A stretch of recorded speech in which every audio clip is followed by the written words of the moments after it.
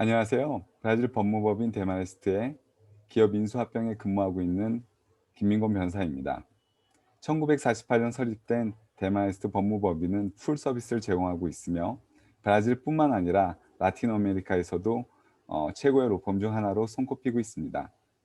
70년 넘게 브라질 법률 시장에서 최고의 로펌으로 자리매김할 수 있었던 비결은 저희 로펌의 각 구성원이 좀 더 차별화되고 좀 더 효율적인 법률 서비스를 고객에게 제공하고 있어서 그렇다고 믿습니다. 저희 로펌은 현재 350명에 달하는 최고의 탁월한 변호사 구성단을 갖추고 있으며 상파울루, campinas, 히우자네이루, 브라질리아, 뉴욕에 직영 사무실을 두고 있습니다. 또한 15년 가깝게 코리안 프랙티스 그룹을 운영하고 있는데요. 한국의 문화와 비즈니스가 좀 특별하다는 모든 것을 이해해서 이에 맞는 통합형 법률 서비스를 제공하고 있습니다. 오늘 부디 좋은 강연을 가지시길 바라며 저희 파트너 도글라스님을 이어서 강연을 진행하게 되겠습니다. 감사합니다.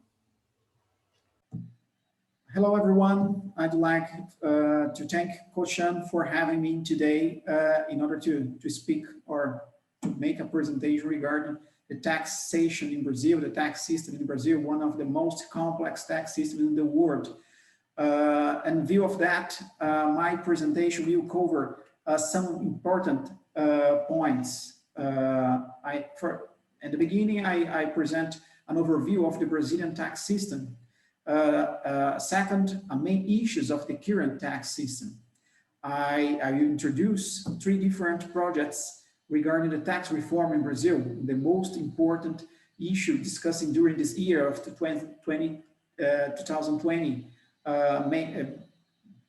because it's a very important issue here in Brazil, and maybe because the tax government, the federal government is using this project as one of the most important targets for this year of the next year. Additionally, I will present a chart involving tax matters adopted by the government during this year, during this COVID contest. After, I will talk a little about social security measures adopted during this year as well. And at the end, I will comment some very important decisions rendered by the Supreme Court in Brazil during this year. And why it's important to comment, because during this year, considering the impossibility of having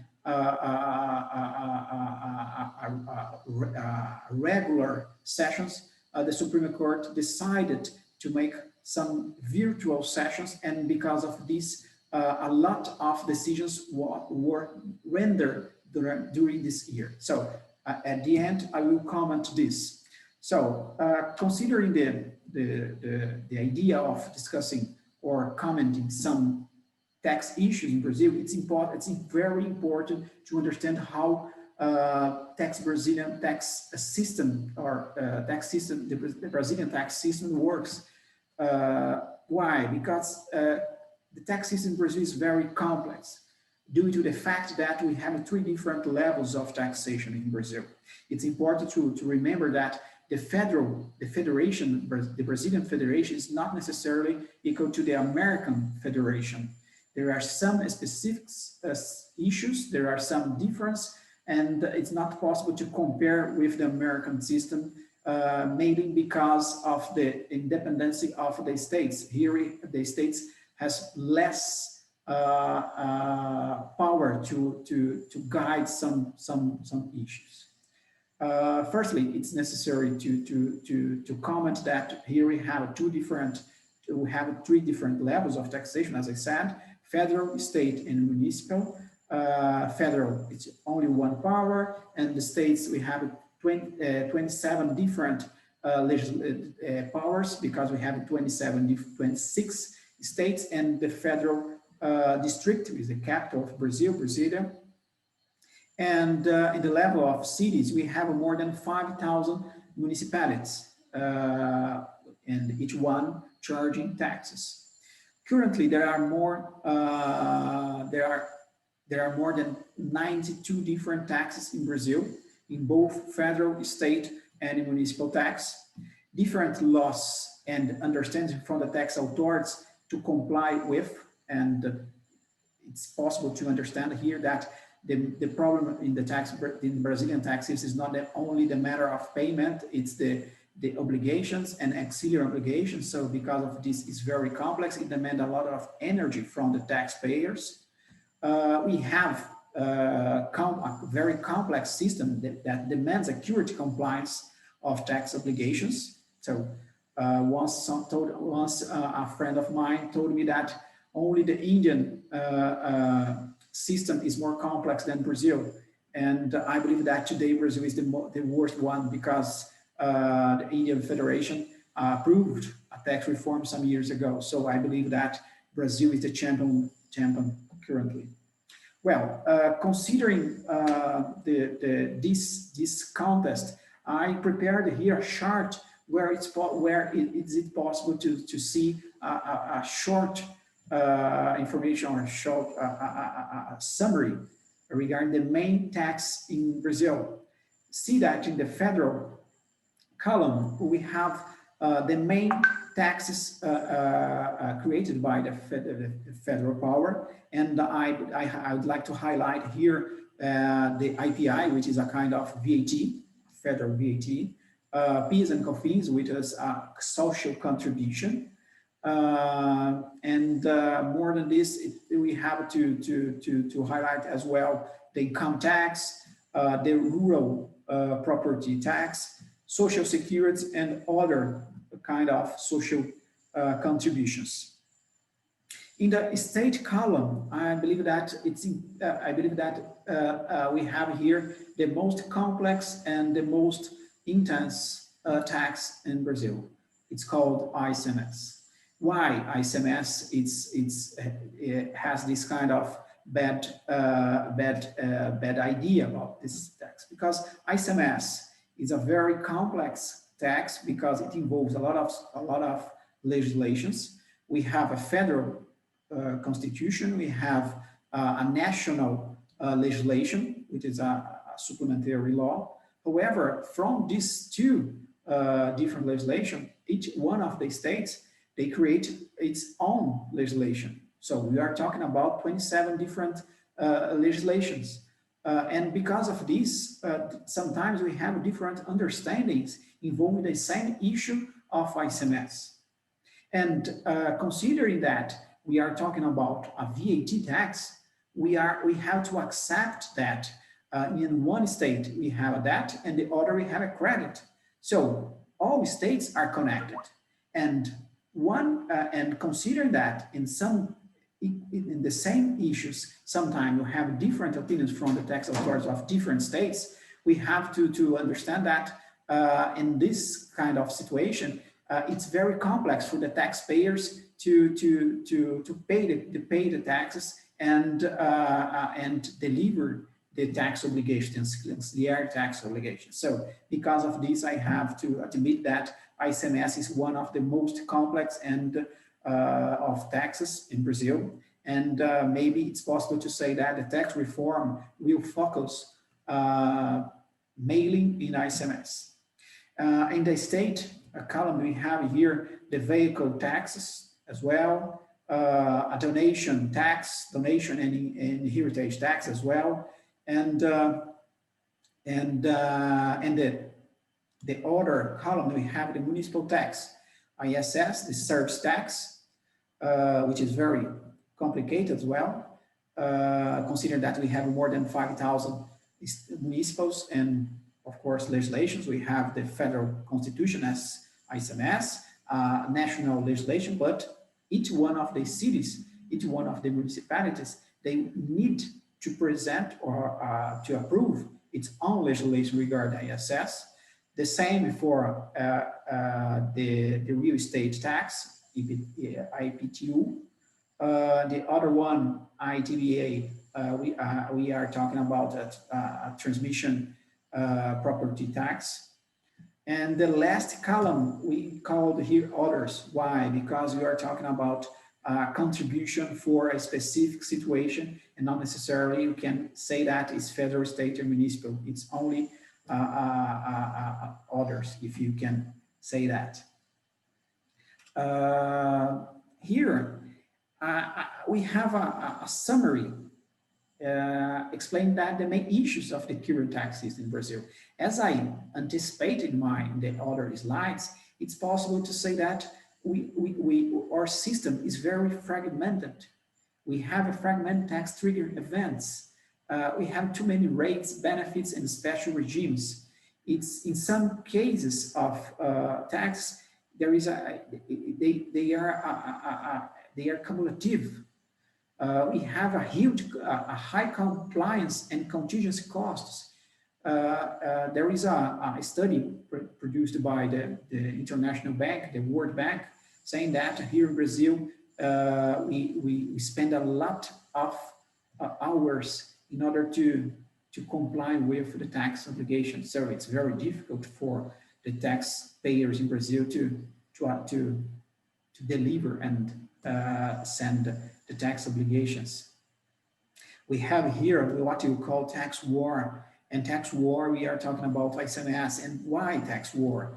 Well, it's very simple. Considering that we have different states, 27 different states, each of them wants to attract companies to its state. And how they will do that? Giving tax benefits. However, in Brazil, according to our tax, or better, according to our federal constitution, only with an agreement approved by every state, it's possible to grant tax benefits. But it's not a thing that all states observe. Why? Because normally they grant some tax benefits without this approval. So, and in this context, we called this tax war. Recently was approved a legislation in order to end with this tax war. This legislation said that it's possible to validate these benefits under a certain limit of time, but after this, it will not be accepted. Will not be accepted different taxes as well. Let's see if they will follow this. Regarding income, we have a huge distortion here in Brazil. Consider that the situation of economic situation in Brazil, we have distortion at the taxation of financial instruments and low competitiveness of investments abroad. So consider this, we have to admit that our tax reform is not necessarily only or better. The tax reform doesn't need to focus only in goods and services for a tax reform. It's necessary to include an income as well.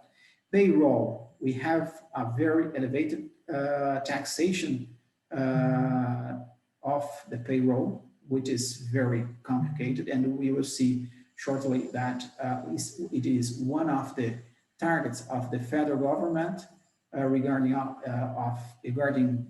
its tax reform or its project of tax reform. Possessions, we have to admit that we have low taxation in rural states and efficient taxation of heritage and donations, and we have some problems regarding IPTO. So again, I believe that possessions, the problem I believe that the main problem is in regard to the heritage. Consider that the taxation is very low. Simplified system. We have a national law here saying that some companies under certain limits can use a simplified system. And because of this, it's possible to use it. But it's only a system applied for some companies under certain limit of revenues. So maybe only small companies is included in this. Okay.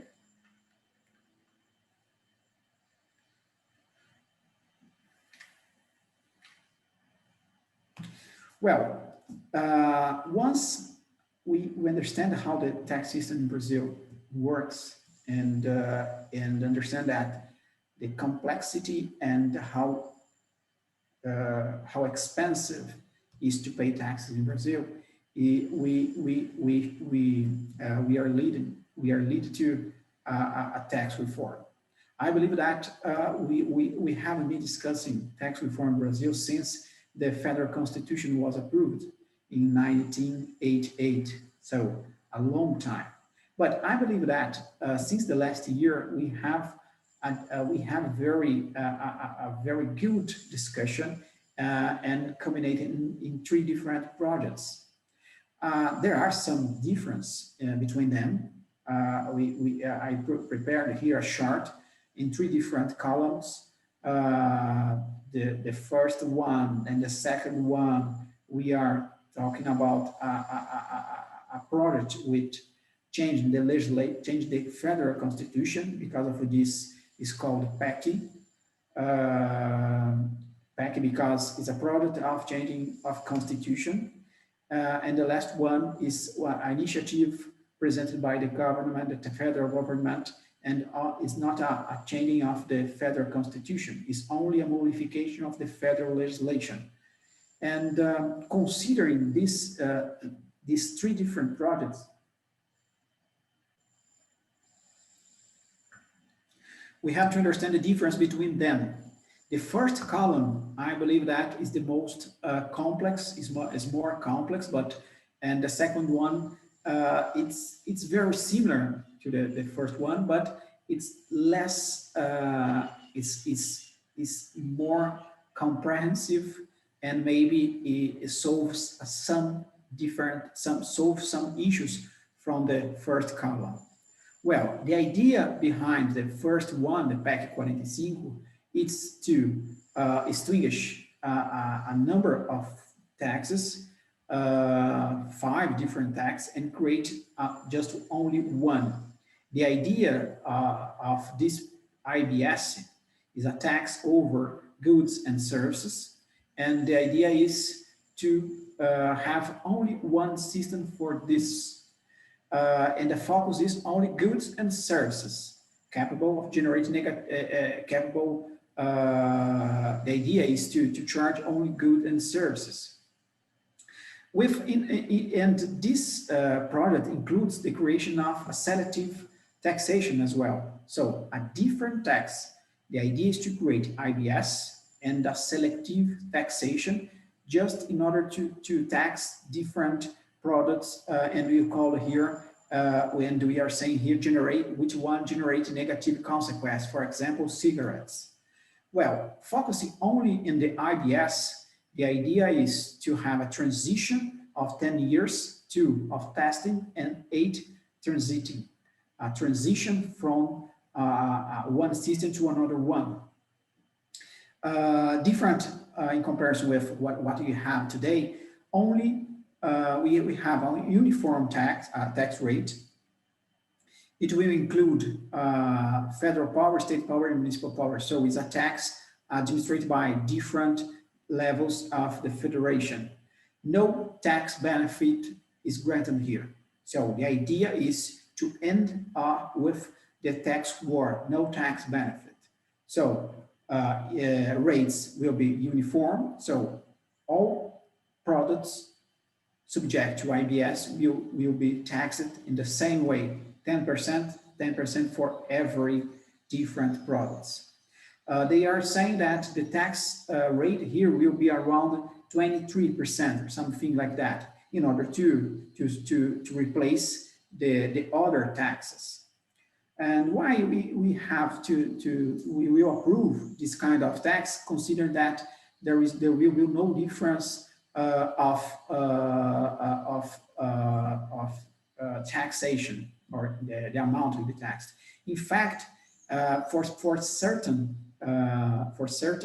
part of the economy, like the service sector, they will be more taxed with this IBS. But it's necessary, in the people who is defending this tax argue that it's necessary to do this because in order to simplify the system and transform the systems, simplify the system, and it will make will make the taxpayer's life easier. So this is the summary. The second project is package 110. It's very similar to the first one, however, includes more taxes. The idea is to end with more tax than the first one. And the name of this different tax will be IBS as well. The selective taxation will be created as well, different tax, again. The idea is to include income tax and social contribution too in this reform. Some part of the heritage and donation tax as well will be included in this reform. And the time for the transition is different, 5 years, half of the first one. Several rates fixed by the complementary law. Here we have the product includes less tax rate that we have today. However, they different in comparison to the first one. The product will state more tax rate because they believe that's necessary to respect different nature of some products and services. Benefits. The product ends with the tax benefits as well. However, the idea is respect some specific kind of situations, specific sectors of the economy. And more than this, the idea is to protect the free trade zone of Manaus as well. In the last column, we are talking about this is not as I mentioned before, is not a package because they will not, this project will not change the federal constitution, but it's a product initiative which change the federal legislation. They are saying that there are 4 different initiatives, and this is the first one to unify 4 different, to unify PIS and COFINS is the first one, and after they will end the IPI and IOF, creating an IVA, a VAT, a federal VAT. Well, there is no position regarding selective taxation. The idea is when after the VAT is created, will be approved the exception from payroll, change of income taxation, and there will be a single rate as well. And Manaus Free Trade Zone, there is no modification. So the more comprehensive reform will be the 1 and 2 columns. The last one doesn't include cities, municipals, and states. This is the thing, that only federal legislation. And once we have discussed the tax reform, I would like to present to you some measures which was adopted by the Brazilian government during the COVID contest. It's difficult to explain this because there was no reduction of taxation. In fact, only suspension of some deadlines. Suspension of deadlines. When it comes to suspension, I'm referring to payment of some taxes and extension of some deadlines to ancillary obligations, and in order to give to the taxpayers the opportunity to make the transitions to the home office and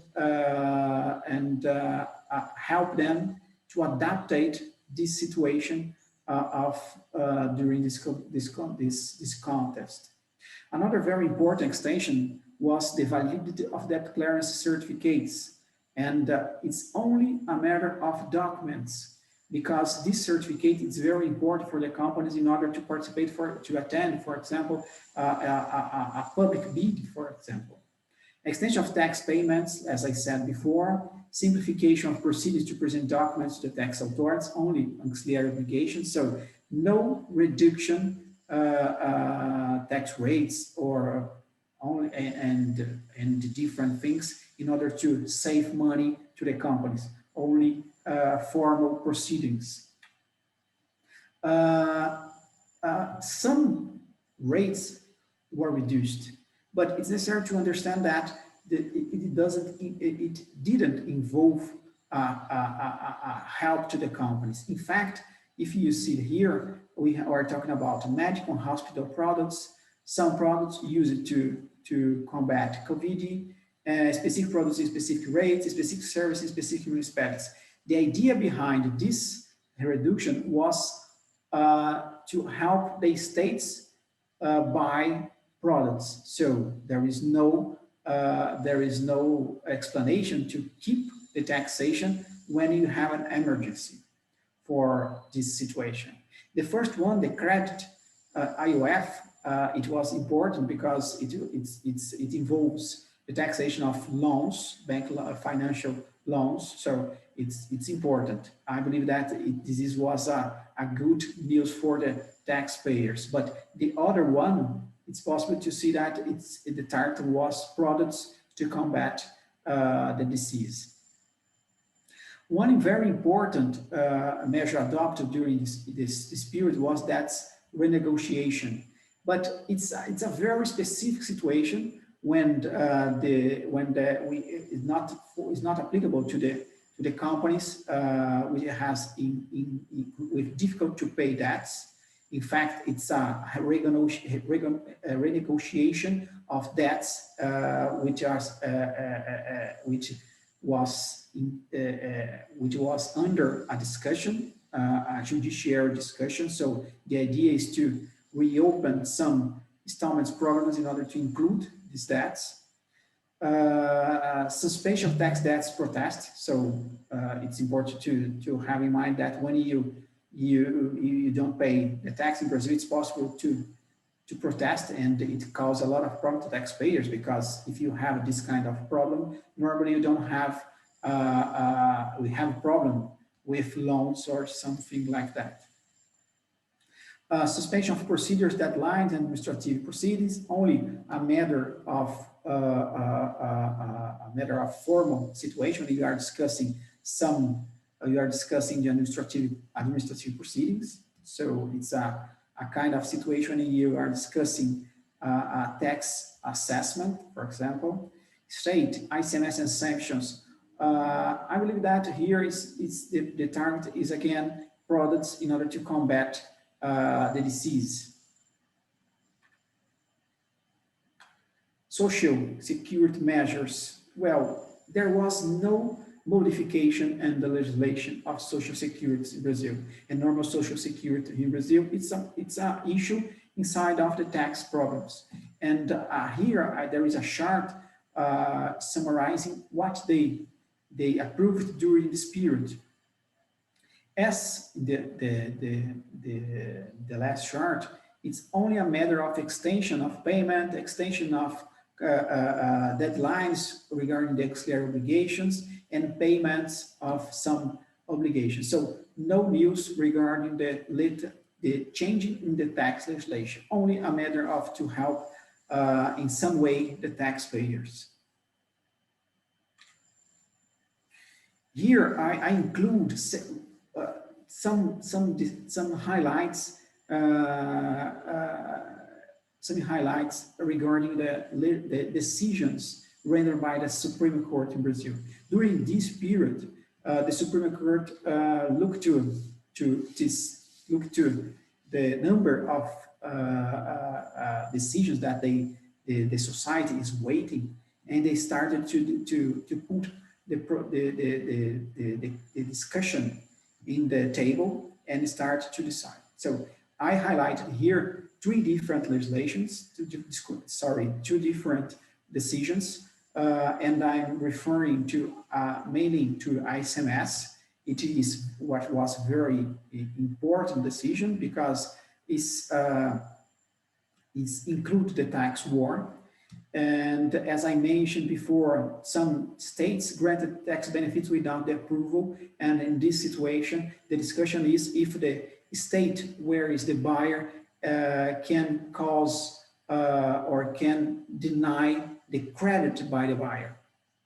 And the taxpayers allege that the state cannot do this because the benefit granted to the seller was not considered unconstitutional.